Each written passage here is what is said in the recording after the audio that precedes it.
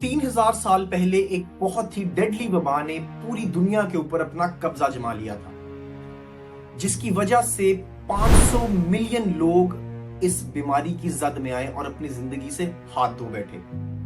जी हां, मैं पॉक्स की बात कर रहा हूं, स्मॉल पॉक्स। सबसे पहले हम इसके ओरिजिन की तरफ आएंगे, जिसको लोग मिस्ट्री समझते हैं कि ये जो वबा है, ये जो वायरस है, ये कहां से आया है, ये किसी को नहीं पता। ध्रुव राठी एक बहुत ही नामा ग्रामा यूट्यूबर है जो डिटेल्ड केस स्टडी करता है, लेकिन वो भी ये बताने से कासिर रहा है कि पॉक्स का ओरिजिन क्या है। तो सबसे पहले हम इसके ओरिजिन के बारे में जानेंगे कि इसका ओरिजिन क्या था। इजिप्शियन किंग था किंग फेरो। प्रॉफिट मोसेस के टाइम पे वो जब खुदा के लोगों के ऊपर जुल्म करता होता था, तो खुदा ने सजा के तौर पर उस कौम के ऊपर 10 आफत भेजी थी, जिसमें से एक आफत थी पॉक्स की, जिसका एविडेंस हमें बाइबल में भी मिलता है, कुरान में भी मिलता है। और अगर हम आगे देखें तो साइंटिस्ट्स ने 1156 बिफोर क्राइस्ट में इजिप्शियन ममीज देखी जिनको पॉक्स निकले हुए थे, क्योंकि पॉक्स वो बीमारी है अगर क्योर हो भी जाए तो पॉक्स के निशान नहीं जाते। अब फर्दर आगे बढ़ने से पहले हम देखेंगे कि जब इंसान को पॉक्स होता है तो उसको क्या क्या सिम्टम्स फेस करने पड़ते हैं। सबसे पहले उसको फीवर होता है, वॉमिट्स आती हैं, हेडेक होते हैं, एंड ऑफ कोर्स ब्लिस्टर्स पड़ जाते हैं पूरी बॉडी के ऊपर। उसके बाद यूजुअली सम केसेस में ब्लाइंडनेस भी देखी गई है कि पॉक्स से ब्लाइंडनेस भी हो जाती है। अच्छा, अब हम देखेंगे कि इजिप्ट से स्टार्ट हुआ ये वायरस ये कहां तक फैला और 500 बिलियन लोगों को इसने कैसे खाया। 1500 में यूरोपियन कॉलोनीज जब मैक्सिको और अमेरिका गई तो वो ये वायरस अपने साथ ले गई, जिन्होंने 90% नेटिव अमेरिकन को खत्म कर दिया। 90% की जो आबादी थी वो इस बीमारी की लपेट में आ गई। उसके बाद 1735 में जब ये वबा जापान पहुंची तो जापान के भी 1/3 हिस्से को ये वबा खा गई। इसी 1700 की सीरीज में रशिया में हर 8 में से 2 बच्चे लाजमी पॉक्स की बीमारी का शिकार होते थे जब वो पैदा होते थे। ये वो बीमारी थी जो बड़ों को तो टारगेट कर ही रही थी, लेकिन बच्चों की इम्यूनिटी क्योंकि कम होती है तो बच्चों को ये ज्यादा बीमारी असर कर रही थी। तो इसीलिए पूरी दुनिया में ये 1700 तक ये बीमारी 80% तक फैल चुकी थी। 1795 में डॉक्टर एडवर्ड जेनर को ये रिस्पॉन्सिबिलिटी दी गई कि वो इस केस की जांच पड़ताल करें और इस मिस्ट्री को सॉल्व करें कि ये पॉक्स की अभी तक कोई मेडिसिन क्यों नहीं बनी। एक हैरानगी की बात थी कि ग्लॉस्टर शायद एक शहर था यूके का, वहां पे उनको एक चीज ऑब्जर्व हुई कि पूरी दुनिया को छोड़कर सिर्फ ग्लॉस्टर शायद एक शहर था जहां पे एक भी केस रिपोर्ट नहीं हुआ था पॉक्स का। डॉक्टर साहब को बहुत हैरानी हुई और उन्होंने वहां जाके इस चीज की तहकीकात की। तो जब वो इन्वेस्टिगेशन में बिजी थे और उन्होंने मोर डिटेल्स देने की कोशिश की तो उन्होंने लोगों से पूछा कि आप लोगों को पॉक्स क्यों नहीं होता, आप लोगों के पास ऐसी कौन सी एंटीडोट है उसके कि आपको पॉक्स ही नहीं हो रहा, बाकी पूरी दुनिया में पॉक्स फैला हुआ है। उन्होंने बताया कि हमें पॉक्स नहीं होता, हमें काउ पॉक्स हो जाता है, जिसकी वजह से हमें पॉक्स नहीं होता। तो जब डॉक्टर साहब अपनी इन्वेस्टिगेशन कर रहे थे तो उन्होंने सबसे पहले देखा कि अभी इस बीमारी की रोकथाम के लिए क्या काम हो रहा है। तो उन्होंने देखा कि 1500 में इनॉक्यूलेशन नाम का एक प्रोसेस है। सबसे पहले हम इस प्रोसेस को समझते हैं कि प्रोसेस क्या है। वो प्रोसेस ये था कि पॉक्स जो है वो लाइफ टाइम में सिर्फ एक दफा होता है। तो वो करते क्या थे इनॉक्यूलेशन में कि एक इन्फेक्टेड बंदे का जो छिलतर होता था पॉक्स का, वो छिलतर लेके किसी ठीक बंदे को पहले ही लगा देते थे कि अगर इसने बचना होगा तो बच जाएगा, नहीं तो मर जाएगा। एक और चीज की एडिशन करता चलूं, पॉक्स जब एक आदमी को होता था तो उसको 30 to 45% चांस होते थे कि ये इंसान मर जाएगा। जो ओवरऑल रेशियो जिन लोगों को पॉक्स होता था उसकी तादाद पहले ही बहुत ज्यादा बढ़ रही थी और वर्ल्ड वाइड 30 to 40% लोग इस बीमारी का शिकार हो रहे थे और इनॉक्यूलेशन के बाद वो प्रोसेस 5 to 6% की रेशियो पे आ चुका था। तो लोगों ने कहा कि 30 to 35% से बेहतर है कि हम 5 to 6% की डेथ रेशियो को बर्दाश्त कर लें। अच्छा, अब ये प्रोसेस था इनॉक्यूलेशन का।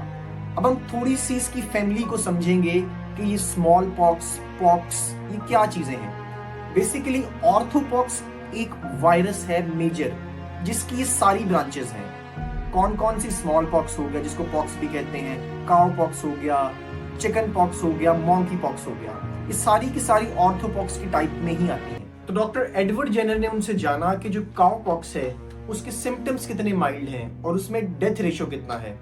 तो बहुत हैरान हुए कि इसमें डेथ रेशियो बहुत कम है, इवन कि 0.5% लोग भी काउ पॉक्स से नहीं मरते। लेकिन डॉक्टर साहब को इस बात पर यकीन नहीं आ रहा था। 1 साल के बाद सारा नाम का एक पेशेंट उनके पास आई और उसको काउ पॉक्स था। अब ये उनको एक अपॉर्चुनिटी की घड़ी लगी, तो उन्होंने उसका सैंपल एक्सट्रैक्ट कर लिया और वो एक 8 साल के बच्चे में इंजेक्ट किया ताकि उसके ऊपर टेस्ट कर सकें। खुदा की तरफ से वो बच्चा काउ पॉक्स सर्वाइव कर गया, और जब वो काउ पॉक्स सर्वाइव कर गया तो उसी डॉक्टर ने उसके अंदर स्मॉल पॉक्स का वायरस इंजेक्ट किया। लेकिन उसको काउ पॉक्स हो चुका था तो उसको स्मॉल पॉक्स नहीं हुआ।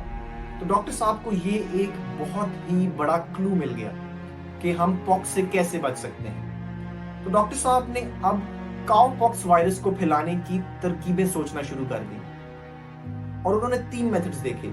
पहला मेथड था कि उस वायरस को, स्मॉल पॉक्स के वायरस से बचने के लिए जो काउ पॉक्स का वायरस था उसमें एक रस्सी, छोटी रस्सी, उसको डिप करके तो वो पूरी दुनिया में फैलाना लगे कि पूरी दुनिया में सर्कुलेट कर दें ये रस्सी हम, ताकि सारे लोगों को काउ पॉक्स हो जाए, जिसका डेथ रेट भी कम है, ताकि पॉक्स ना हो सके। लेकिन ये मेथड इतना फ्रूटफुल ना रहा, क्योंकि वायरस कुछ देर रस्सी के ऊपर स्टे करता था, उसके बाद वो वायरस डिसअपीयर हो जाता था। डॉक्टर साहब ने एक और मेथड आजमाया। वो मेथड था कि उन्होंने वायरस को एक लिक्विड फॉर्म में कन्वर्ट कर लिया और उसको पूरी दुनिया में सर्कुलेट करने का सोचा। लेकिन वो भी इतना फ्रूटफुल ना रहा, क्योंकि एक कोल्ड चेन का कॉन्सेप्ट है वायरसेस में कि अगर कोई आपने वैक्सीन बनाई है और उसकी कोल्ड चेन ब्रेक हो जाती है तो आप उस वैक्सीन को नल एंड वाइड समझें।